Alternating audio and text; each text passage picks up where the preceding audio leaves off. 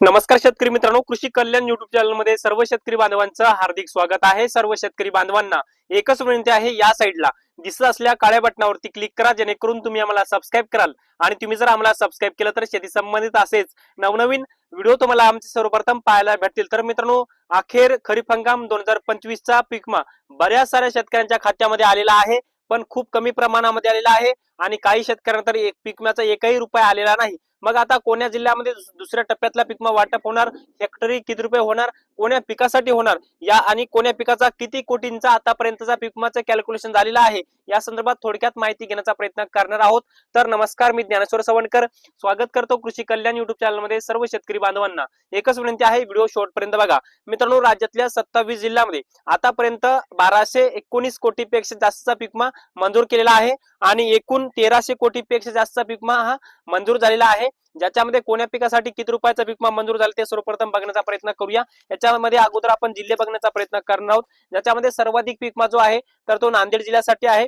त्यानंतर हिंगोली असेल, परभणी असेल, जालना, छत्रपती संभाजीनगर, गोंदिया, वर्धा असेल, बुलढाणा असेल, भंडारा, चंद्रपूर, गडचिरोली, त्यानंतर नागपूर, वाशिम असेल, अमरावती असेल, अकोला असेल, सोलापूर, सातारा, यानंतर सांगली, पुणे, कोल्हापूर, पुण्यश्लोक, अहिल्यानगर जिल्हा, नाशिक, नंदुरबार, जळगाव, धुळे, त्यानंतर ठाणे, पालघर, रायगड आणि सिंधुदुर्ग हे 27 जिल्हे। आणि याच्या व्यतिरिक्त आणखीन काही जिल्हे त्याच्यामध्ये ऍड होणार आहेत, त्याच्यामध्ये यवतमाळ असेल, त्याच्यामध्ये लातूर असेल, याचबरोबर बीड असेल आणि धाराशिव असेल, किंवा छत्रपती संभाजीनगर जिल्हा, जालना जिल्हा, म्हणजे या जिल्ह्याचे कॅल्क्युलेशन मोठ्या प्रमाणामध्ये बाकी आहे।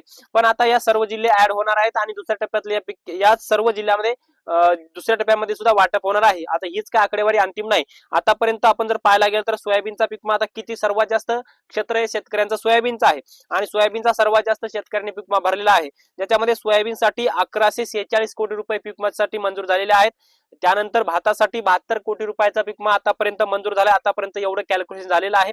ही काय रक्कम अंतिम नाही, अजून याच्यामध्ये वाढ होणार आहे, कारण की कॅल्क्युलेशन सुरू आहे। सोयाबीनसाठी 1146 कोटी, भातासाठी 72 कोटी, कांदा या पिकासाठी 26 कोटी रुपये, तूर या पिकासाठी 19 कोटी रुपये, मका या पिकासाठी 12 कोटी रुपये, मूग या पिकासाठी 8 कोटी 78 लाख रुपये, उडीद या पिकासाठी जवळपास 8 कोटी 33 लाख रुपये, भुईमुग या पिकासाठी खरीपाचा भुईमुग या पिकासाठी 2 कोटी 17 लाख रुपये, ज्वारी या पिकासाठी 2 कोटी 78 लाख रुपये, याचबरोबर बाजरी या पिकासाठी 1 कोटी 11 लाख रुपये आणि असे एकूण 1300 कोटीपेक्षा जास्तचा खरीप 2025 चा आतापर्यंत कॅल्क्युलेशन झालेला पीकमा मंजूर केलेला आहे। अजूनही कापसाचे कॅल्क्युलेशन बाकी आहे आणि बऱ्याच साऱ्या पिकांचे कॅल्क्युलेशन बाकी आहे। आता पूर्णपणे आपण जर पाहायला गेलं तर सोयाबीनसाठी सर्वाधिक 1146 कोटी रुपये पीकमाचे मंजूर झालेले, त्याच्यापैकी नांदेड जिल्ह्यामध्ये सर्वाधिक पीकमा मंजूर झालेला आहे, परंतु मोठ्या प्रमाणामध्ये राहिलेल्या जिल्ह्यामध्ये सुद्धा पीकमा भेटणार आहे। आता सर्वात जास्त पीकमा हा कोण्या जिल्ह्यामध्ये भेटू शकतो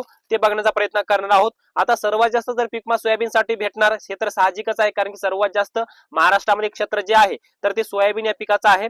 पण तो सर्वात जास्त पीकमा कोण्या जिल्ह्यामध्ये मिळू शकतो या जिल्ह्याची माहिती मी तुम्हाला सांगण्याचा प्रयत्न करणार आहे, ज्याच्यामध्ये पहिला जिल्हा आहे नांदेड जिल्हा, त्यानंतर हिंगोली जिल्हा, परभणी जिल्हा, जालना जिल्हा, छत्रपती संभाजीनगर जिल्हा, लातूर असेल, याचबरोबर बीड जिल्हा असेल किंवा धाराशिव असेल, या मराठवाड्यातल्या 8ही जिल्ह्यामध्ये खरीप हंगाम 2025 चा सर्वाधिक पीकमा आणि सर्वाधिक प्रति हेक्टर प्रमाणे जास्त मिळणार आहे, ज्याच्यामध्ये सोयाबीन या पिकाचा पीकमा शेतकऱ्यांना मिळणार आहे। त्यानंतर विदर्भामध्ये बुलढाणा जिल्हा असेल, वाशिम असेल, अमरावती असेल, अकोला असेल किंवा सोलापूर असेल किंवा अहिल्यानगर जिल्हा असेल, नाशिक असेल, या जिल्ह्यामध्ये सर्वाधिक पीक विमा हा शेतकऱ्यांच्या खात्यामध्ये वितरित केला जाणार आहे।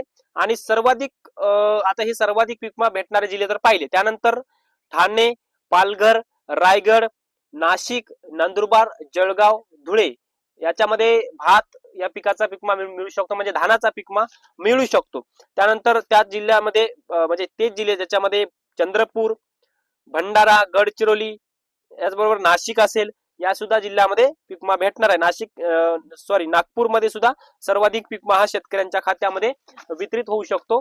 तर मित्रांनो, खरीप हंगाम 2025 चा आतापर्यंत सोयाबीनसाठी सर्वाधिक 1146 कोटींचा पीक विमा हा मंजूर करण्यात आलेला आहे आणि आता त्या पाठोपाठ इतर पिकांचा सुद्धा पीक विम्याचं कॅल्क्युलेशन होणं बाकी आहे, परंतु अद्यापही काही जिल्ह्यातलं कॅल्क्युलेशन होणं बाकी आहे।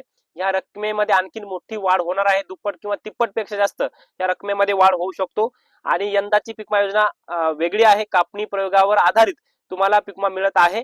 त्यामुळे शेतकऱ्यांच्या खात्यामध्ये पीक विम्याचं वितरण हे आता होण्याची शक्यता आहे. बऱ्याच साऱ्या शेतकऱ्यांच्या खात्यामध्ये पीक विमा आलेला आहे सुद्धा, परंतु ज्या शेतकऱ्यांना पीक विमा वाटप बाकी आहे, जे शेतकरी पीक विमा वाटपाच्या प्रतीक्षेत आहेत, त्या शेतकऱ्यांच्या खात्यामध्ये पीक विमा हा जमा होण्याची शक्यता आहे. जवळपास 5 मे पासून उर्वरित शेतकऱ्यांच्या खात्यामध्ये खरीप 2025च्या पीक विम्याचं वाटप होऊ शकतं. तर मित्रांनो, या माहितीसह मी तुर्तास इथेच थांबतो. तोपर्यंत आपल्या सर्वांचे मनापासून धन्यवाद.